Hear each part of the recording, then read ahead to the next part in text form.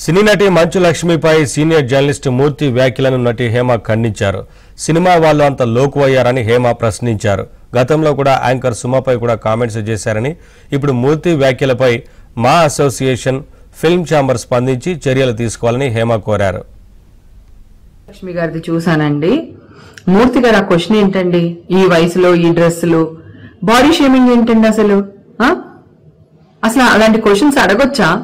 ఏది అడగాలి, ఏది అడగకూడదు, అది నిజమా అబద్ధమా ఏమి లేదు. సుమా గారు యాంకరింగ్ చేస్తూ సరదాగా మీరు చాలా లేట్ చేశారు, ఈవెంట్ అయిపోవాలి అని ఒక మంచి ఉద్దేశంతో నవ్వుకుంటూ మీరు భోజనం లాగా చేయకండి, టిఫిన్ లాగా చేసి రండి అని సరదాగా అన్నారు స్టేజ్ మీద. దానికి ఒక జర్నలిస్ట్ గారు సీరియస్ అయిపోయి, సుమా గారు మీరు ఈ మాట అన్నారు, మీరు ఈ మాట వెనక్కి తీసుకోండి అంటే, సరే సార్ మీరు భోజనంలా చేశారులేండి, టిఫిన్ లానే చేశారులేండి, ఏదో సరదాగా అంది ఆవిడ. అంటే ఇవే తగ్గించుకుంటే మంచిది అంటున్నారు. మరి మీరెందుకు తగ్గించుకోరు సార్? మీ నోటికి ఏమొస్తే అది అడుగుతూ ఉంటారా? నిజాలు అబద్ధాలు తెలుసుకోకుండా న్యూస్లు ప్రచారం చేస్తూనే ఉంటారా? ఇది ఎంతవరకు న్యాయం?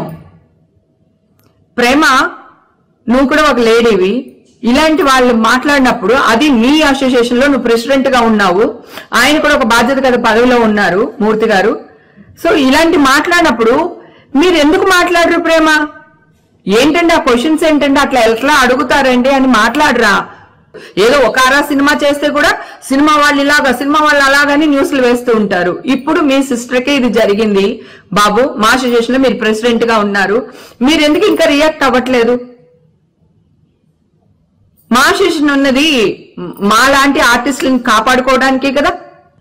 మీరు తీసేటప్పుడేమో టిక్మని తీసేశారు నన్ను, నాకు మళ్ళీ కార్డు ఇచ్చేటప్పుడు ఎంత మీ ఇంటికి వచ్చాను, మీ ఆఫీస్కి వచ్చాను, నా అదృష్టం మీరు నాకు బాగా క్లోజ్ కావడం వల్ల, నేను మీకు దగ్గర అవడం వల్ల నేను రాగలిగాను.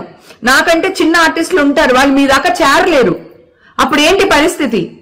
ఎవరు పడితే వాళ్ళు ఏది పడితే అది అనేటిమేనా?